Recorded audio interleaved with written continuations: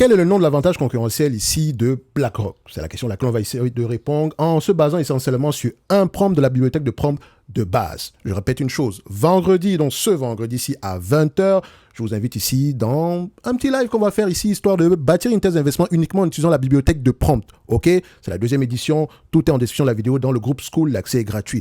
Donc, on va parler ici de BlackRock. Oui, elle a publié ses résultats financiers, etc. Je vous laisse aller voir ça ici. Moi, je commande essentiellement l'avantage concurrentiel. So, aujourd'hui, en termes d'avantage concurrentiel, la réponse, je le prends sans... Voilà. C'est le switching cost essentiellement et l'intangible. Donc, on a un avantage concurrentiel lié au coût de changement, ou donc coût de commutation, c'est ça, switching cost, et par rapport aux intangibles. Et on va voir pourquoi. Donc, l'avantage ici, il est large et il est plutôt stable. Très bien. Maintenant, BlackRock maintient une position dominante incontestée dans la gestion d'actifs grâce à sa plateforme technologique Aladdin et à sa gamme iShare, portant ses actifs sous gestion ici à un niveau record de 15,34 trillions. OK? So, Elon Musk a presque 1%, disons, enfin, de cette somme-là. So, c'est extraordinaire. 1%, c'est moins? Non, on n'est pas là pour ça de manière générale. C'est 1%? C'est 1%? 1%, non? C'est ça? Même pas. Non, c'est 10% de cette somme. Presque, un peu moins. Après, on s'en fout, en fait. Pourquoi est-ce qu'on parle de ça? Bref, excusez-moi, j'ai tendance à parler de tout et n'importe quoi ici. Je vais essayer de me concentrer. On va essayer de rester sur le... Voilà, on parle de BlackRock. Donc, je disais tantôt que ce modèle hybride associant gestion passive d'envergure et technologie propriétaire génère un avantage concurrentiel exceptionnel résistant au cycle de marché. En fait, quand vous lisez à peu près ce genre de summary-là, bien ce genre d'ici de résumé, ne vous arrêtez jamais là. Posez les questions pourquoi. Donc, je vais prendre cette partie comme ça. Hein? Pourquoi c'est important? Explique-moi pas à pas, donne-moi des exemples, etc. Ensuite, je vais lui demander d'expliquer également cette partie. Vous connaissez à peu près, quand il met inférence ici, pour ceux qui sont habitués, vous savez que c'est lui-même qui déduit cette partie-là. Ça se base essentiellement sur son propre raisonnement. Oui, j'ai forcé l'IA à me dire quand c'est lui-même qui a créé cette partie, quand c'est lui-même qui a créé la phrase en question, qui se base essentiellement sur ses propres déductions et non sur des sources fondées. D'accord? Très important. Donc, ça me permet ici de pouvoir, une fois qu'il dit quelque chose, si ça m'intrigue, je sais que bon, ça dépend de lui. On va essayer d'aller un peu plus en profondeur. Je vais lui demander de trouver des preuves factuelles ici. Bref, je continue. Maintenant, on rentre maintenant dans le dur. Vu qu'on a parlé de switching cost, premier élément, switching cost, il est large et il est plutôt stable. Pourquoi? Les coûts de substitution découlent principalement de l'omniprésence de la plateforme de gestion de risque Aladdin, utilisée par plus d'1 millier d'institutions mondiales. Combien est-ce que ça rapporte? Ok, ça c'est une question que vous devez vous poser. Qu'est-ce que ça représente en termes de chiffre d'affaires, en termes de marge, dans le pourcentage global ici du chiffre d'affaires de la compagnie. Donc, une fois qu'une banque, un assureur ou un fonds de pension intègre Aladdin au cœur de son infrastructure opérationnelle, de sa conformité et de ses processus de négociation, migrer vers un outil concurrent s'avère extrêmement périlleux et coûteux. Donc, cette dépendance se traduit par une prévisibilité élevée des revenus de services technologiques qui agissent comme un stabilisateur de trésorerie pour le groupe. Bonne chose. OK. Maintenant, taux de rétention sur 3 mois d'Aladdin, 98%. Revenu à peu près, c'est 2 milliards de dollars de chiffre d'affaires en 2025, affichant une progression de 24% sur un an. Donc, c'est la partie la plus en croissance ici. Donc, on a compris que le switching cost, c'est sur Aladdin. Deuxième avantage concurrentiel, c'est l'intangible. L'intangible ici par rapport à quoi? À la marque iShare, c'est imposé comme la référence absolue de l'investissement passif mondial. Et vous savez ici que pour ceux qui ont l'habitude ici de lire les notes d'analyse sectorielles, pour le moment, je vais même commencer à les partager un tout petit peu dans le groupe School, pour le moment, d'accord? Vous savez littéralement qu'on quitte la gestion active vers la gestion passive. C'est pour ça que je mentionnais ici que toutes les entreprises, comme les T. Rowe Price, qui sont cotées en bourse, etc., faites attention, parce que quand vous allez essentiellement regarder ces entités-là, qui sont plus actives que passives, demandez-vous à peu près, est-ce qu'elle est dans le bon... Est-ce que la croissance à long terme va dans son sens? Qu'est-ce qu'elle est en train de faire présentement? Est-ce qu'elle est de plus en plus passif ou de plus en plus active? Il est préférable d'investir uniquement sur les entreprises qui sont majoritairement passives. Et si elle est active, d'accord, il faut que les frais soient très peu élevés. Ou bien qu'elle ait quelque chose d'exceptionnel pour pouvoir avoir des frais très élevés. Parce que oui, essentiellement, c'est ça. Et BlackRock, plus elle grossit, plus elle baisse les prix de ces différents ETF, etc., plus ça attire les gens. C'est pour ça que je disais toujours ici que BlackRock, quand elle arrive en Europe, Amundi va continuer à baisser ses frais. C'est une évidence. Okay? Vous savez qu'ici, aux États-Unis, ils ont des frais de 0,01%. 0,01%. Alors que le même ETF en Europe, c'est 1% ou 1,5%. La différence est juste énorme. 1% et 0,01%. Vous voyez que on a un ratio c'est 100 fois plus élevé. Donc, vous payez 100 fois plus cher. Mais la bonne nouvelle, c'est que ça va avoir tendance à baisser. Et elle n'aura pas le choix que de le faire parce que plus tu grossis ici, plus tu auras tendance à proposer des prix plus bas ici parce que l'infrastructure, etc., c'est plutôt un coût fixe. Bref, ça, c'est une autre histoire. Donc, si vous avez du Amundi, etc., bon, la concurrence va être de plus en plus rude parce que je pense que Amundi a quand même un avantage avec le réseau de distribution, etc. Parce qu'il ne faut pas oublier que le réseau de distribution compte énormément de choses que iShare ne va peut-être pas avoir en Europe, mais il y a la publicité, les trucs comme ça, vous avez les influenceurs, ce genre d'éléments-là. Ça, c'est un autre sujet. Bon, revenons à ce qui nous intéresse ici. Donc, l'intangible. La marque iShare bénéficie aussi d'une force de distribution inégalée auprès des clients institutionnels et de détail. Donc, les données de gestion, et c'est une bonne question ici, comment est-ce que iShare distribue ses produits, par exemple, en Europe, en Asie, etc. OK? Donc, les données de gestion des risques et les algorithmes d'analyse Aladdin constituent des actifs intangibles précieux qui renforcent la confiance des clients et soutiennent le pouvoir de tarification de la marque. La réputation historique de conformité et d'innovation produit permet à BlackRock d'attirer des flux de capitaux constants, même lors de turbulences macroéconomiques. Vous avez également pourquoi est-ce qu'il mentionne ça, record historique ici de collecte. Deuxième trimestre, vous voyez, le prompt est à jour, on l'a lancé aujourd'hui et vous pouvez voir qu'il a déjà pris en considération les derniers résultats. Bon, maintenant ici, vous savez littéralement que moi, quand je regarde les chiffres fournis ici par l'IA, je dis toujours que c'est une estimation. Peut-être que c'est 15,37, 15,40 ou bien même c'est 15.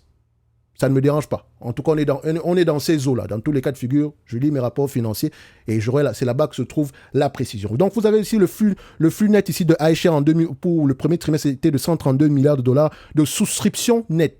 Très intéressant également. Donc, au premier trimestre, donc attention, il faut également retrouver ceux du deuxième trimestre, mais ce n'est pas plus important que ça. On est là pour parler du mode, parce que une fois qu'on identifie le mode, on peut mettre un nom dessus, on sait comment est-ce qu'il fonctionne. Ce qui est sûr, on peut avoir une idée générale de si l'entreprise est capable de maintenir ses marges stables. Parce que c'est ça la question.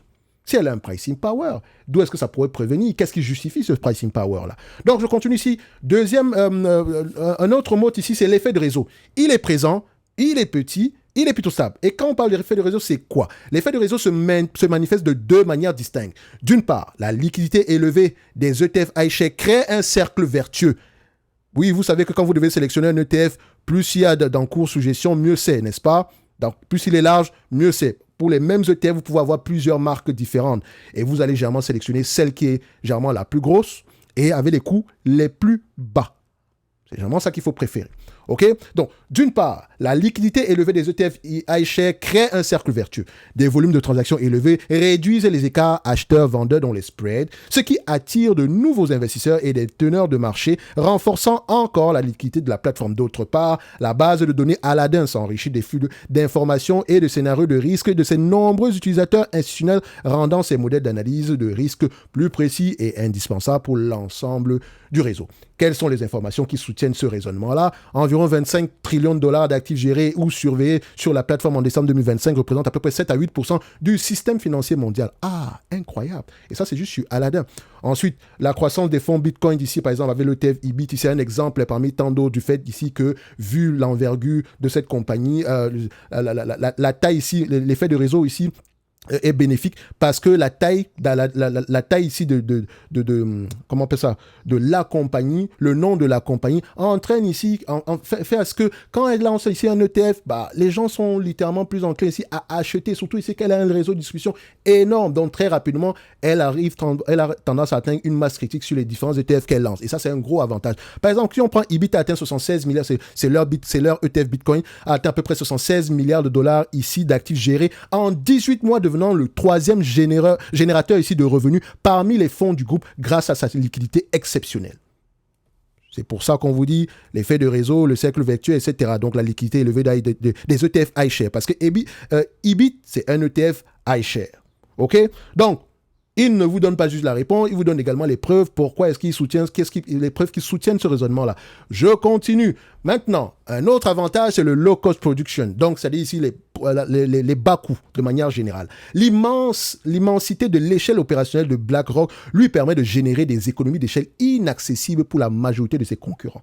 Les infrastructures de gestion passive iShare et de traitement informatique Aladdin présentent des coûts marginaux d'exploitation extrêmement faibles à mesure que les volumes d'actifs augmentent. Le groupe peut ainsi proposer des frais de gestion très compétitifs tout en maintenant une rentabilité d'exploitation de premier plan. Et après, vous avez les preuves. Bon, maintenant, quels sont les risques? Il y a toujours des risques. Le principal risque ici pesant sur le rempart concurrentiel ou l'avantage concurrentiel ici de BlackRock est la dépendance continue à la performance des marchés boursiers et l'effet bêta qui dicte le niveau de ses actifs sous gestion et de ses commissions. Donc, de surcroît, les risques de cybersécurité liés à la centralisation d'Aladdin représentent une menace systémique, une défaillance où, rappelez-vous, Aladdin, c'est presque 8% du système mondial d'actifs sous gestion, d'accord? Donc, une défaillance ou une faille de sécurité majeure sur une plateforme qui surveille à peu près 25 trillions de dollars éroderait instantanément la confiance des clients institutionnels et affaiblirait la pérennité de son avantage concurrentiel. Donc, vous avez également, dans la gestion passive, qui sont concernant ici les concurrents, BlackRock fait face à la concurrence ici de Vanguard, de State Street, qui était sous-évalué pendant très longtemps. Et State Street également, c'est un gardien de valeur également, donc vous pouvez aller voir à quoi ça ressemble ici, ok? Donc, mais c'est également une entreprise intéressante qui a été sous-évaluée. Je pense qu'elle a encore, bon, le prix est peut-être intéressant. Bref, on n'est pas là pour parler de State Street, mais vous devez l'avoir dans votre watchlist. D'accord? Dans le domaine ici des actifs alternatifs et du crédit privé, il y a également des concurrents. Donc, et rappelez-vous ici que Blackstone est également dans la gestion alternative ici, etc. Donc, ils essaient de ramener l'alternative en et faire des ETF par rapport à ça, afin que les gens comme vous et moi aient accès à ce marché-là qui est généralement réservé à des institutionnels. Bon, ça, c'est autre chose. Bref, vous avez à peu près tous ces différents éléments-là. Maintenant, si on vous pose la question de savoir quel est l'avantage concurrentiel ici de BlackRock, vous allez vous lever et dire que c'est switching cost, intangible asset. Pourquoi?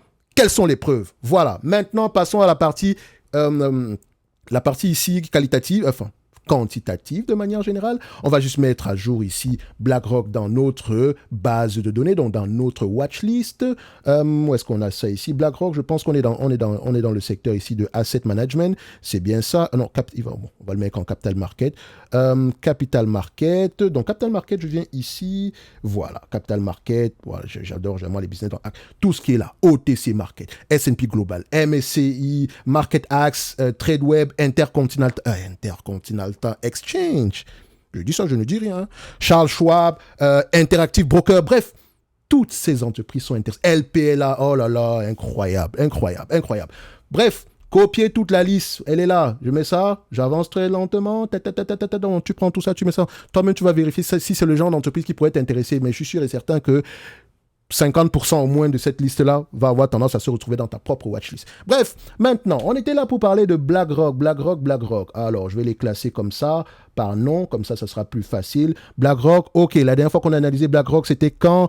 En septembre 2025, on était à $1,200 l'action ici. Donc, de toute façon, quand je fais mes analyses, c'est essentiellement si l'entreprise mérite d'avoir une place dans ma watchlist ici, c'est déjà le cas. Donc, on était à $1,200 en target price ici. Je pense qu'on paye à peu près une vingtaine de fois les bénéfices pour ce type d'entreprise. Vous savez également que, bon, quand les marchés montent, c'est également bien pour cette compagnie. Et quand les marchés baissent, elle pourrait également souffrir. Bref, mais il y a une tendance de fond ici au niveau aussi de la capture ici des parts de marché des fonds passifs.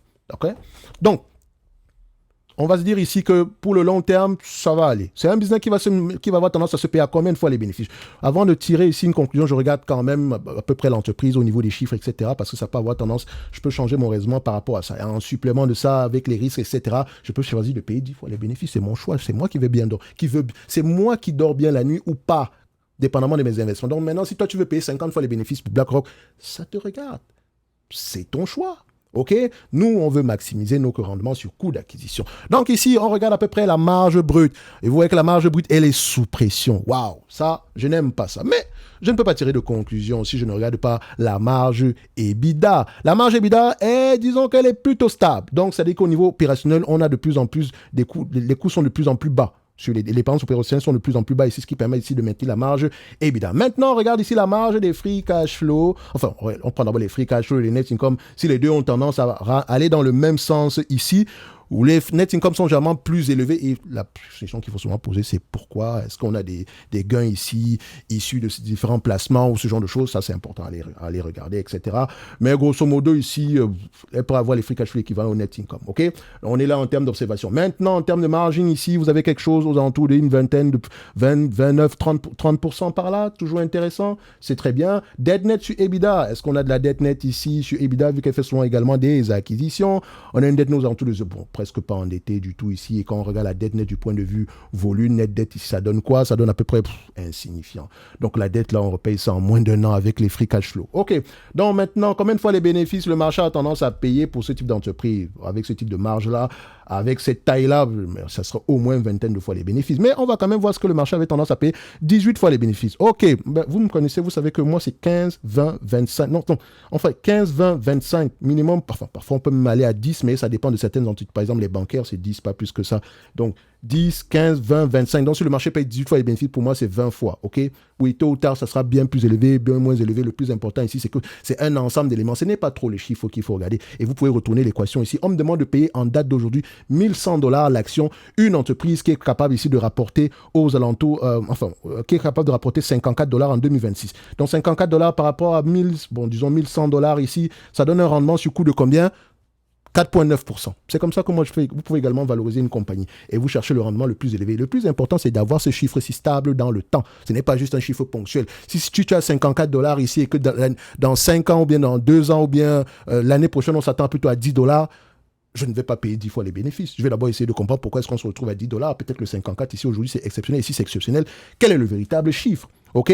Donc ici, comme je dis, 20 fois les bénéfices. À 20 fois les bénéfices, on donne quoi? Ça donne à peu près un target price de combien? On aura un target price ici aux alentours des $1,449. Moi, la dette, bon, ça ne sert à rien à relever la dette nette ici. Donc, disons 1,400, oui, 1,449 ici.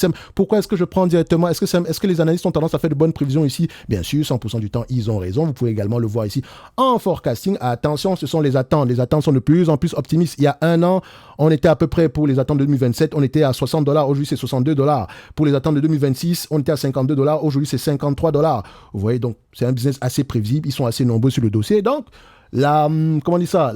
Les attentes sont assez robustes ici de manière générale. Les prévisions sont vraiment assez robustes. Donc, on peut un tout petit peu faire confiance. Mais il ne s'agit pas juste de prendre un chiffre, etc. Il faut également regarder la tendance de fond. Qu'est-ce qui permet ici aux analystes d'être confiants par rapport à ce sujet-là? Qu'est-ce qu'ils voient que nous, on ne voit pas encore, etc. Bref, parce que ceci n'est qu'une analyse quantitative. S'ils avaient mis 100 ici, je vais m'asseoir, je vais dire ça fait 100.